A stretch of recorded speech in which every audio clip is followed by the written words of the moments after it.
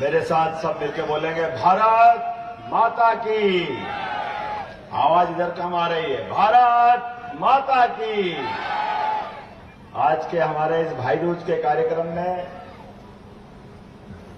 नारी शक्ति वंदन और भाई दूज, इस त्योहार को मनाने के लिए भाई दूज के पावन पर्व पे दोपहर बाद भाई दूज हो गई, सुबह तक पड़वा थी। हमारे लिए मंच पर विराजमान अभी अभी जिनने अपनी बात समाप्त की, जोरदार अभिनंदन करें हमारे अपने लोकप्रिय मंत्री गोविंद सिंह राजपूत जी का, खुरई विधानसभा के सुर्खी के माननीय विधायक और मंत्री, और खुरई के भूपेन्द्र सिंह जी, जोरदार तालियां बजाएं भूपेन्द्र सिंह जी के लिए भी। इस अवसर पर भाजपा के जिला अध्यक्ष गौरव सिरोठिया जी, जोरदार अभिनंदन हमारे युवा नेता के लिए।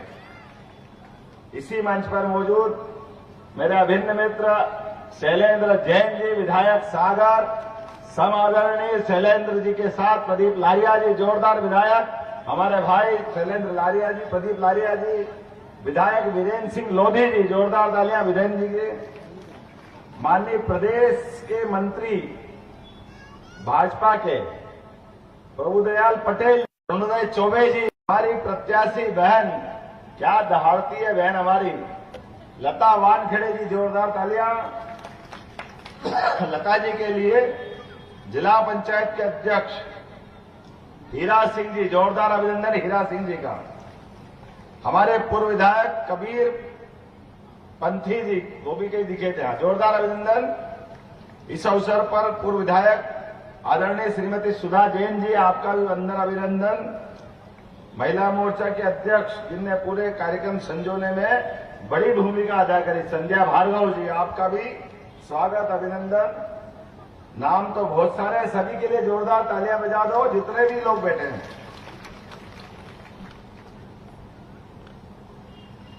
दुनिया वालों के लिए भारत और भारत की संस्कृति ये एक बहुत बड़ा रहस्य है, और उससे बड़ा एक आश्चर्य और भी है, क्योंकि दुनिया की अपनी मान्यता, दुनिया का अपना तरीका,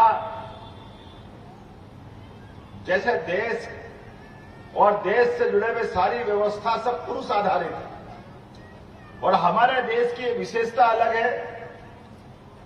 दुनिया में 200 से ज्यादा देश है, लेकिन किसी देश का नाम माता के आधार पे नहीं है।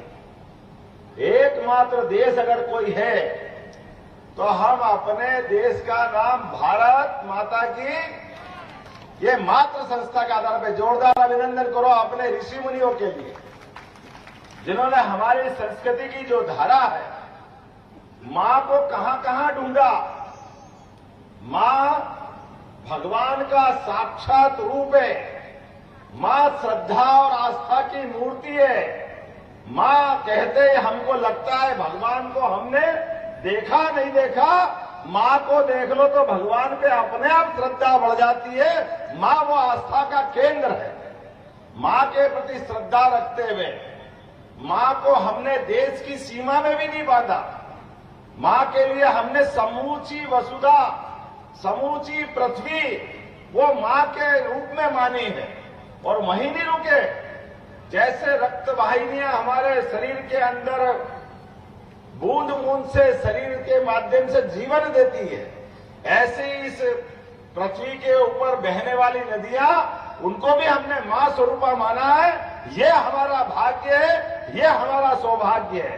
ये प्रकृति से परमात्मा तक, संस्कृति से अपनी समझ तक सब दूर हमको परस्पर रिश्ते से जोड़ती है। और रिश्ते जोड़ने में ही हमारी मां से जो हमको जन्म मिलता है, तो बहन से दुलार भी मां से कम नहीं होता है। इसलिए भाई दूज के अवसर पर आप सबको प्रणाम करता हूं। हमारे माथे पे लगने वाला तिलक और हाथ में बंधने वाला धागा, यह हाथ में बंधने वाला धागा आपके माध्यम से हमारी शक्ति का आधार बनता है, और दुनिया की किसी भी ताकत से लड़ने का साहस और पराक्रम की पराकाष्ठा करने की, तिलक लगाने की जो आपकी वृत्ति है, जीवन में हम अपने मस्तक को कभी किसी के आगे झुकने नहीं देते। इसका आधार हमारी बहनें होती है। मुझे इस बात का गर्व है। और एक नहीं, हजारों हजार बार जब जब इतिहास ने हमारे से प्रश्न उठा करके पूछा क्या आपका पुरुषार्थ क्या है, आपका पराक्रम क्या है, आप किस संस्कृति के जाने जाते हैं, आपकी पहचान क्या है, तो हमारा अतीत जुड़ता है रणचंडी भवानी दुर्गा से। इस देश पे जब जब भी असुरी प्रवृत्तियों ने अपना अधिकार जमाना चाहा तो महादेव को भी पीछे रख करके रणचंडी दुर्गा ने अपने खड़ग से मुंडों की माल सजाते हुए उदाहरण पेश किया। हजारों लाखों सालों से हमारी संस्कृति वहां जाके जुड़ती है। देवी दुर्गा सरस्वती ये सदैव से पूरे देश का नहीं दुनिया का भारतीय संस्कृति का झंडा लहरा करके एहसास कराती है। और उस संस्कृति की धारा के माध्यम से पूरे देश के अलग अलग प्रकार के हिस्से बनाए। दुनिया में कोई देश ऐसा नहीं है। आज से 300 साल पहले तक समय गणना का केंद्र भी दुनिया को मालूम नहीं था। पहले वो 8 महीने का साल मानते थे, फिर साल के 12 महीने उनने जोड़े कि अगर गणना भी करना है, गिनती भी करना है, तो गिनती भी उनने हमसे सीखी है। दुनिया हमारी तरफ देखती है कि भारतीय संस्कृति अपना हिसाब कैसे रखती है, लेकिन अभी भी हमारा हिसाब रखने का तरीका उनको मालूम नहीं है। हमको मालूम है आज भी एक साल के 2 हिस्से हमारे उत्तरायण और दक्षिणायन से जुड़ते हैं। 6-6 महीने का हिसाब। और उत्तरायण और दक्षिणायन में जब दिन तिल तिल करके बढ़ता है तो संक्रांति आती है। और हमारे उस संक्रांति का सूरज चढ़ करके जब अपने उत्कर्ष पे पहुंचता है तो हमारा दक्षिणायन चालू होता है। हमारे महीने 12, हमारे पक्ष 15-15 दिन के। जैसे ही पूर्णिमा हुई कि 15 दिन का हमारा पूर्णिमा आते आते चंद्र अपनी 16 कला निखार के आता है। और इसके बाद कृष्ण के पक्ष चालू होता है, जब हमारे अपने चंद्र देवता को हम अपने आप अपनी आंखों से ओझल होते दिखाई देते हैं। लेकिन ये ओझल होते हुए केवल देवता चंद्र नहीं है, ये हमारी तिथियों की परंपरा भी चालू होती है। इसलिए दुनिया को मालूम नहीं है कि हमारे ये तिथियों का क्या महत्व है, पर्व का क्या महत्व है, हमारे व्रत का क्या महत्व है। आप अंदाज लगा लो, जाने अनजाने हमसे भी गलती हो जाती है। अभी हम होली पे क्या देते हैं, शुभकामना। ये हमारी शुभकामना होली पे नहीं फलती है। जो तिथियों के आधार पर होली, मंगल पर की दिवाली, ये होली दिवाली के लिए हमारा मंगल पर्व होता है। हमारे तो विवाह भी बिना मंगल मुहूर्त के नहीं होते, मर्जी से नहीं होते। पंडित जी के पास जाओ तो तिथियों की गणना लगा करके, ग्रह नक्षत्र का हिसाब लगा करके वो मंगल मुहूर्त के आधार पर निकालते हैं। इसलिए कभी भी अपन अगर किसी को बधाई देना है तो बधाई आप दे सकते हो, लेकिन आप पूछे तो पंचांग के माध्यम से जोड़ के हम ही बता सकते। दुनिया का कोई भी गणितज्ञ हमारे पंचांग के आगे फेल है। जोरदार ताली बजाओ अपने प्राचीन ज्ञान विज्ञान के लिए। और ये विज्ञान ज्ञान ये हमारी सनातन संस्कृति है, मात्र संस्था आधारित संस्कृति है। इसलिए हमारे घर परिवार में पुरुष कितना भी कमा ले, कुछ भी कर ले, लेकिन घर में आके परिवार में अगर माताजी के आधार पर हमारी व्यवस्था नहीं चले तो घर बेकार, घर बिगड़ जाता है। घर में हमको कोई बचाने वाला नहीं मिलेगा।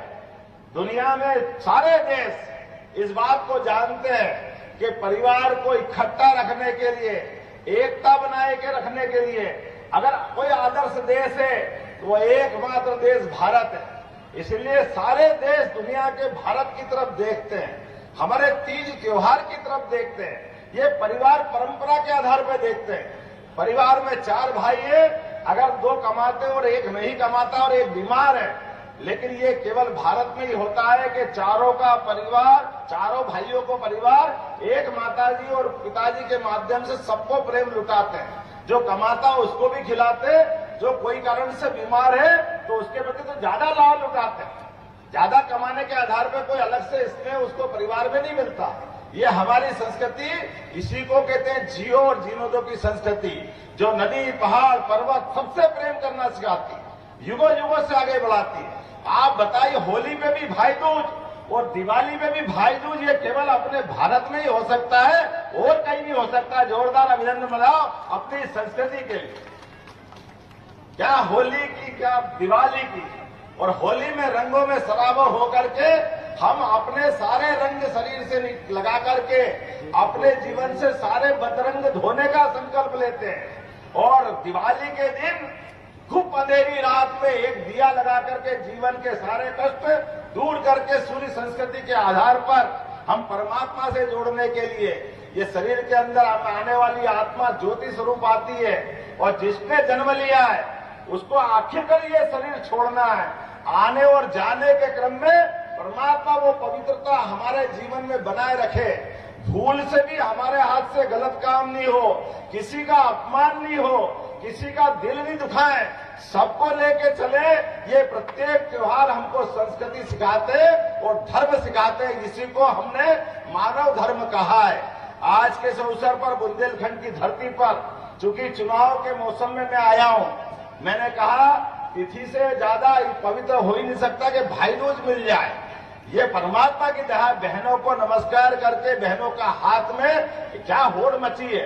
मैं बहनों से कह रहा था केवल इसी हाथ में क्यों बांध रहे हो, ये कोई दूसरे ने थोड़ी दिया, ये भी भगवान ने ही दिया है। ये हाथ कम पड़ गया तो दूसरे पे बांध करके बहनों ने प्यार लुटाया। मैं आपको बिलहरी की सारी बहनों को प्रणाम करता हूं, धन्यवाद देता हूं और जोरदार ताली बजाओ नरेंद्र मोदी जी के लिए। क्या जमाना है, क्या नेता है, क्या व्यक्तित्व है उनका। दुश्मन भी तरसते हैं। वर्तमान के राजनीति के नक्षत्र में जिस प्रकार से नरेंद्र मोदी जी की सरकार चल रही है और खास करके बहनों के लिए तो जो प्यार लुटा रहे हैं, आप अंदाज तो लगा लो। बहन के कष्ट को अगर सबसे पहले किसी ने समझा है, नरेंद्र मोदी जी ने लाल किले से कहा कि हमारा स्वच्छता का अभियान चलना चाहिए और लाल किले से कोई प्रधानमंत्री बनने के बाद स्वच्छता का महत्व, घर को साफ सुथरा रखना, ये हम सबकी जवाबदारी हजारों हजार साल से बहनें हमको बताती आई। लेकिन सार्वजनिक जीवन में भी नगर भी साफ रखना, गांव में भी सफाई रखना, वो सफाई से कोई घृणा मत करो। और हमारे यहाँ तो स्वच्छता के प्रतीक लक्ष्मी जी हम हजारों साल से जानते थे, लेकिन किसी नेता की हिम्मत नहीं पड़ी। नरेंद्र मोदी जी ने अभियान चलाया और माता बहनों की इज्जत बचाने के लिए। मैं इस बात को भूलूंगा नहीं, मेरे पहले एक हमारी विधायक थी प्रीति भार्गव जी, गोविंद भैया, भूपेंद्र भैया, मेरी आपके उज्जैन से पूर्व विधायक। मैं उज्जैन का विधायक बना, उज्जैन दक्षिण का, जहां 20% गांव थे, तो गांव के अंदर विधायक जाता है तो प्रीति भार्गव जी ने कहा भैया आप कुछ करो मत करो, आपसे हाथ जोड़ के निवेदन है, आप विधायक बने हो। एक बात का ध्यान रखना, गांव में कैसे भी करके कुछ आप सार्वजनिक शौचालय बना देना। मेरे पल्ले नहीं पड़ी, क्यों बोला आपको नहीं मालूम, गांव के अंदर ये लेटरिन की समस्या इतनी परेशानी वाली रहती है कि माताएं बहनें सूर्य का उजाला जब हो जाता है तो अपने पेट के अंदर आने वाली तकलीफ को कैसे दम मार के वो कैसे दिन गुजारती है, उस कष्ट को आप नहीं समझ सकते, ये बहनें ही समझ सकती है। मेरे वास्तव में उस दिन हिल गया, उन्होंने कहा आप अपनी विधायक निधि से ये मदद कर देना। मैं तो इस बात को सुन के डर गया था कि इतना बड़ा छोटा सा काम मैं समझा, लेकिन इतना बड़ा काम था, हर गांव में मैं कहां से कर दूंगा, वाकई बड़ी बात। लेकिन नरेंद्र मोदी जी के लिए जोरदार ताली बजाओ, जिनने गांव गांव के अंदर घर घर में ये अभियान चलाकर शौचालय के आधार पर जीवन में कितना पुण्य का काम है, लेकिन कितनी जरूरी बात, अपनी माता बहनों की इज्जत बचाने के लिए, उनका स्वास्थ्य अच्छा रखने के लिए, भारत की दुनिया में अच्छी एक छवि बनाने के लिए कितना आवश्यक था। इतने साल कांग्रेस की सरकार थी, उनने कभी माता बहनों की इस कठिनाई को नहीं समझा जो सबसे ज्यादा जरूरी थी। एक बार जोरदार ताली बजा के वाकई में उनके एक ने कितने सारे कदम, वो जब एक तरफ कदम बढ़ाया तो घर कच्चा क्यों होना चाहिए, तो घर भी पक्का होना चाहिए। ये सपना किसी ने देखा जिनका खुद का घर नहीं, वो नरेंद्र मोदी जी 22 करोड़ बहनों का घर बनवा करके 22 करोड़ परिवार के सामने आदर्श उदाहरण दिया। और उतना ही नहीं, ये अपने घर में फूकने से फूकने वाला चूल्हा बड़े लोगों का होता था, लेकिन बड़े लोगों के बजाय घर में भी गैस का चूल्हा आना चाहिए। जिसको भी ये काम पसंद आया जोरदार ताली बजा के बताओ, ये पहली बार नरेंद्र मोदी जी ने करके दिखाया। कितने काम बताऊं, हर काम में महिला सशक्तिकरण के लिए। और जोरदार ताली बजाओ हमारे पूर्व मुख्यमंत्री शिवराज सिंह चौहान के लिए, जिन्होंने भी इसी काम का लगातार बीड़ा उठाया। जब हमारी सरकार बनी, यही लोगों ने कहा कि भैया आपकी सरकार बनेगी। हमने सुना कांग्रेस वाले बहुत भाषण दे रहे थे, लाडली लक्ष्मी योजना केवल चुनाव तक रहेगी, बाद में बंद हो जाएगी, पैसा नहीं है, इतने पैसे कहां से लाओगे।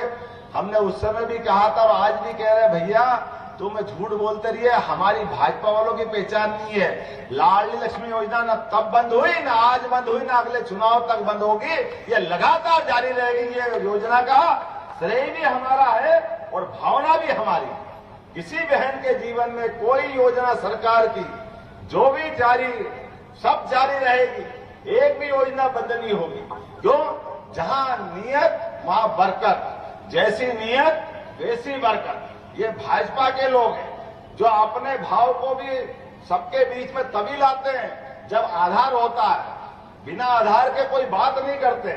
हमारे माननीय मोदी जी के तो कितने सारे काम, जिन कामों के बलबूते पे बात करें तो समय कम पड़ जाएगा। आज बहनों के बीच में बात करने आया हूं, तो बहनों से जुड़े मुद्दे को हम याद करें। रानी अवंतीबाई, अंग्रेज जैसी सत्ता के खिलाफ भी जैसे झांसी की रानी, ऐसे रानी अवंतीबाई, जोरदार अभिनंदन करें रानी अवंतीबाई का। अपने तलवार के बलबूते पर अंग्रेजों को धूल चटाने का काम उन्होंने सबके दुनिया के सामने करके दिखाया कि इस देश के खाली भाई नहीं है, बहनें भी खाली रणचंडी बोलने के नहीं होती। जब भी मौका पड़ेगा तलवार के माध्यम से देश के दुश्मनों का अंत कर सकते हैं। और इसीलिए सागर के अंदर रानी अवंतीबाई के नाम पर एक विश्वविद्यालय देने का काम हमारी सरकार ने किया। जोरदार अभिनंदन करें रानी अवंतीबाई के नाम पर। हमारे यहाँ रानी दुर्गावती, जिनके नाम पर सरकार बनने के बाद हमने पहली कैबिनेट की, जबलपुर में एक यूनिवर्सिटी दी। हमारे यहाँ ये जो भाव कभी हो ही नहीं सकता है कि जिन लोगों ने देश के लिए अपनी कुर्बानी दी उनको हम भूल जाए। अगर उनको हम भूलेंगे तो हमारा अपना देश के साथ अन्याय करेंगे। मैं एक बार फिर श्रद्धा से सिर नमाता हूं हमारे देश के यशस्वी प्रधानमंत्री के उस निर्णय के प्रति, जिनने सड़ी गली नई शिक्षा, पुरानी शिक्षा नीति को बदलकर नई शिक्षा नीति 2020 लागू की। इस 2020 की शिक्षा नीति के बलबूते पर जिन देवी देवताओं को मानते मानते हम देव संस्कृति वाले कहलाते हैं, काल के प्रवाह में, अतीत में अंग्रेजों ने सबसे पहले भगवान राम, भगवान कृष्ण, हमारे सभी महापुरुष, महाराणा प्रताप, शिवाजी, कबीरदास जी, तुलसीदास जी, इनके सारे वचनों को अलग रखा है। और अलग रखते रखते हमको नास्तिक बनाने लगे। भगवान महावीर स्वामी, अरे किसको, सबको महावीर स्वामी सहित सबको पाठ्यक्रम से बाहर कर दिया। आप बताओ, अगर भगवान राम, भगवान कृष्ण और हमारे ये सारे महापुरुषों को बाहर कर दो तो ये हिंदुस्तान की पहचान कहां से रहेगी। मुझे इस बात की प्रसन्नता है, हमारी सरकार ने 2020 में मोदी जी के नेतृत्व में नई शिक्षा नीति लागू करी और उसी नीति को सबसे पहले किसी राज्य ने लागू किया तो मध्य प्रदेश की सरकार ने लागू किया कि हाँ हमारे देवता है, हम डंके की चोट इनके जीवन में सिखाए हुए सारे कामों को आगे रख के आगे चलेंगे। आज इस सरकार ने निर्णय किया, खाली पाठ्यक्रम में नहीं रखेंगे। भगवान राम ने जहां जहां अपने चरण रखे, मध्य प्रदेश में अयोध्या से लगा के चित्रकूट तक सारे देवताओं के तीर्थ बनाए जाएंगे भगवान राम के नाम पर। जहां देवताओं के माध्यम से भगवान राम ने लीला रखी और जहां जहां भगवान कृष्ण के चरण पड़े वहां भी सारे तीर्थ बनेंगे। जोरदार कृष्ण कन्हैया लाल की जय बोलो, कृष्ण कन्हैया लाल की, प्रभु रामचंद्र जी महाराज की। आप बताओ कितना दुर्भाग्य है, अरे कोर्ट कचहरी को भी नहीं मानते। भगवान राम को लेकर के अयोध्या में भगवान राम पैदा हुए कि नहीं हुए, कांग्रेस के लोग प्रश्न उठा रहे थे। अरे सरयू के किनारे भगवान राम अयोध्या में अगर पैदा नहीं हुए तो कहां हुए होंगे। 70 साल तक देश की आजादी के बाद भी भगवान राम के मामले को उलझा करके हिंदू मुसलमान को लड़ाने का हथियार बनाया गया था। वो तो सुप्रीम कोर्ट को धन्यवाद और हिंदुओं के धैर्य को धन्यवाद। 70 साल तक हमने अपने पत्थर पे सीना रख करके देश की आजादी के बाद भगवान राम का मंदिर बन जाए ये सपना देखते रहे। बोलो जय जय श्री राम। तो जैसी नीयत वैसी बरकत। सुप्रीम कोर्ट ने फैसला दिया। अब सुप्रीम कोर्ट के दिए फैसले के बाद तो कोई प्रश्न नहीं उठना चाहिए, लेकिन दुर्भाग्य से कांग्रेस ने उस समय भी पीछा नहीं छोड़ा और कांग्रेस आज भी पीछा नहीं छोड़ रही। उस समय भी दिग्विजय सिंह ने कहा था कि मंदिर वहीं बनाएंगे, तारीख नहीं बताएंगे, लेकिन मंदिर भी बना और तारीख भी बताई। 22 जनवरी गोविंद जी और पूरी कैबिनेट अयोध्या गई और धूमधाम से दर्शन करके आई और पूरी दुनिया ने देखा कि जिसने भगवान राम के चरणों में सिर झुकाया वो संस्कृति, हिंदू सनातन संस्कृति हजारों साल से सबको प्रेरणादायी रही है। मुझे इस बात की प्रसन्नता है, उसी संस्कृति के आधार पर भी हमने बहनों को 2029 में माननीय मोदी जी ने 33% लोकसभा में भी विधानसभा में भी। आपको सागर वालों और धन्यवाद। आपके यहाँ मुझे लगता नहीं कि पहले कभी बहन को यहाँ से लड़ाया होगा। लड़ाया क्या? तो आप तो और 2 कदम आगे हो। उनने कहा कि 2029 से 33% बहनों को लोकसभा में मौका देंगे, विधानसभा में मौका देंगे। सागर वालों आपको प्रणाम, आपने अभी से मौका दिया। जोरदार ताली बजाओ बहनों के लिए। इसका मतलब बहनों की जवाबदारी ज्यादा हो गई। अब हर बहन को संकल्प लेना पड़ेगा कि आपको मोदी जी का और ये मैंने कहा भारतीय संस्कृति का परचम लहराना है, हमारी मातृ संस्था मातृ संस्कृति को मानना है, तो अपने सबको संकल्प करना पड़ेगा। इस संसार में बहुत कुछ है वो मालूम नहीं, लेकिन अभी अपने देश के अंदर ही संस्कृति को समझने में बहुत सारे लोग कीचड़ फैलाते हैं। इस कीचड़ फैलाने वाली व्यवस्था में कमल खिलाने वाले भी हमारे जैसे लोग हैं। बोलो अपन सब है कि नहीं है कमल संस्कृति को मानने वाले? जोरदार ताली बजाओ हमारी अपनी पार्टी जिसके झंडे लहरा करके। देश का चुनाव चिन्ह अगर होना चाहिए तो कटे पीटे हाथ तो हमारे यहाँ कभी मानते ही नहीं। शरीर बेकार हो जाता है। हमारे यहाँ तो कोई राजा बनाने का मौका भी आ जाए और भूल से अंगली भी कट जाए तो उसको अलग पटक देते हैं। और मैं आपको धन्यवाद देना चाहूंगा, 1996 से आपके यहाँ तो कमल ही खिल रहा है लोकसभा में। जब भी मौका पड़ा तो कमल खिल रहा है, और वो भी तब जब हमारी अपनी फुल फ्लेश मेजोरिटी की सरकार नहीं थी। अब तो और खिलना चाहिए। बोलो खिलना चाहिए कि नहीं खिलना चाहिए? आने वाले चुनाव में हमारी लता वानखेड़े जी का साथ देंगे कि नहीं देंगे? अगर देंगे तो खड़े हो जाओ अपनी जगह, हाथ बांधो, मुट्ठी बांधो और मोदी जी का साथ देना अगर अपने को। तो हम सब संकल्प करें आने वाले चुनाव में हर एक गली मोहल्ले में, खास करके बहनें आज भाई दूज पर भाई की बात पे विश्वास करेगी। हम और आप सब मिलकर के जरा सब खड़े हो जाओ, कोई नहीं बचेगा। अपने बच्चे बच्ची या हमारे भांजे भांजे को भी ले लो और अपने हाथ की मुट्ठी बांध के संकल्प करो, आने वाले समय में एक एक वोट भाजपा के पक्ष में डलेगा। मोदी जी की प्रचंड विजय होगी और भारत भव्य और दिव्य बनेगा। ये संकल्प हमको करना। बोले भारत माता की।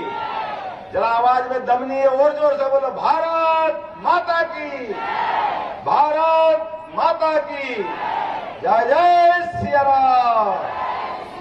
बहुत बहुत धन्यवाद।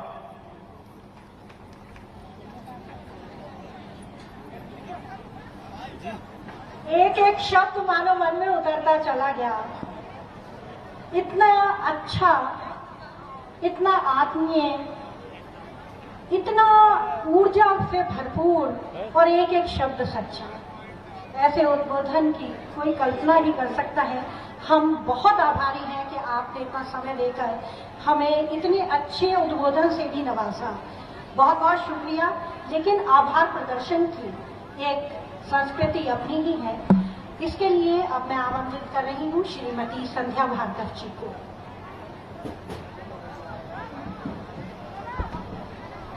बोलिए भारत माता की। आज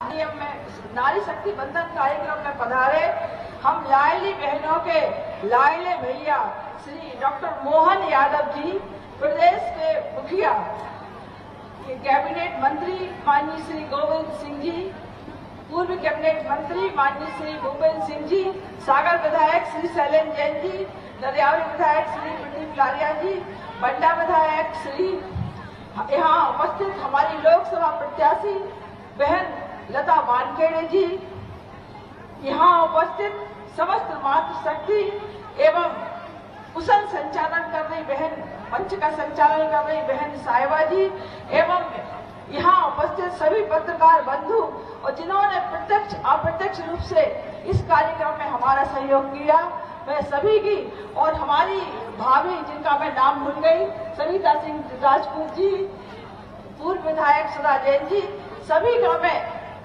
अपने मन दिल से आभार व्यक्त करती हूँ कि आप इस कार्यक्रम में पधारे और हम सबको।